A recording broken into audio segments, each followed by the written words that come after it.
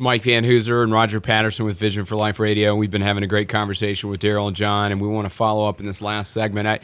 One of the things I want to pick up on is I hear both John and Darryl and y'all's conversations and your story is this concept of freedom and thinking you were free to do whatever you wanted, but that those things didn't bring freedom. You know, they brought entrapment, deception, being snared in, and the moment that you really experienced freedom was when Jesus Christ entered your lives as well. And the concept of mentorship and discipleship and how powerful that is as well, and going deep in the Word. John, you talked about that. Talk about maybe your growing up in New York, and also just maybe the lack of mentors or the wrong kind of mentorship that you had, and then being able to find a value in a Darryl Strawberry and mentoring you and discipling you.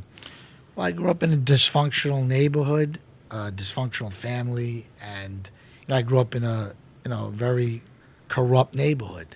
So there was a lot of, if anybody ever saw the movie Goodfellas or Godfather, that type of neighborhood was Bronx Tale. That was where I actually grew up. So the mentors I looked up to were the people that were corrupt, that weren't right, that were gangsters and people that were immoral. But those were the people that I saw as an influence to what I knew. So, very early on, if you made money, you had the power. Very simple. So if I made money, I was okay. So it was a constant, it was a thing. It wasn't about Christ, and my identity was in what I did and affirmation from people. So you always fall short.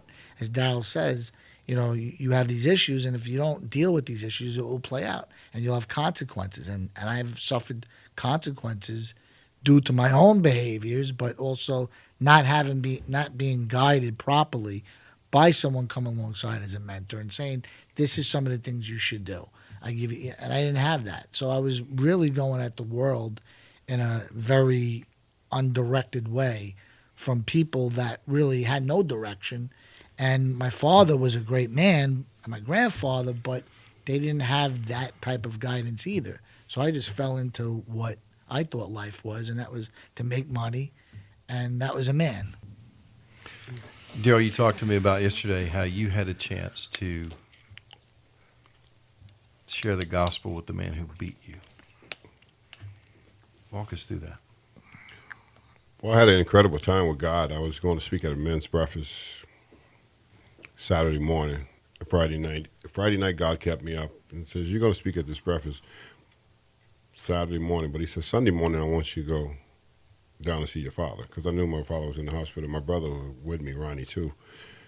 And God said, I want you to go down and see your father. And he goes, I want you to repent to your father for keeping him out of your life. I goes, really? And he says, yes. Don't mention anything that he had done to you. I don't want you to mention nothing, because I've healed you.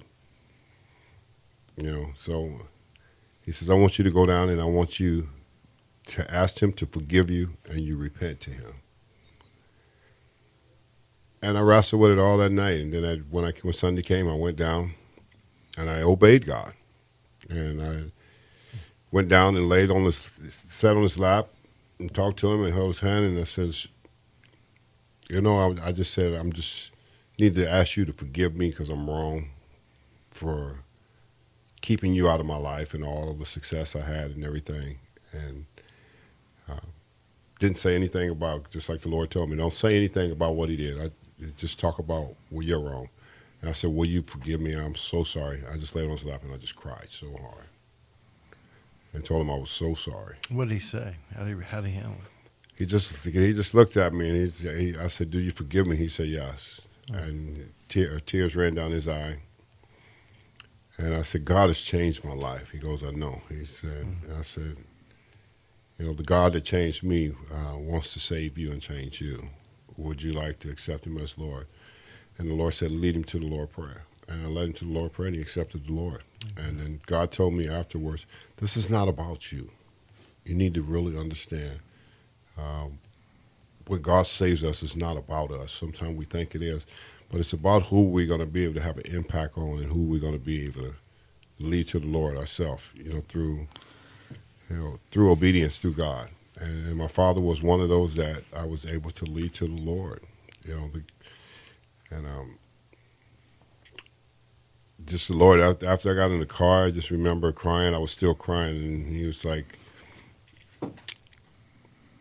he says, "Don't ever forget." He says, "Don't ever forget, I forgave you."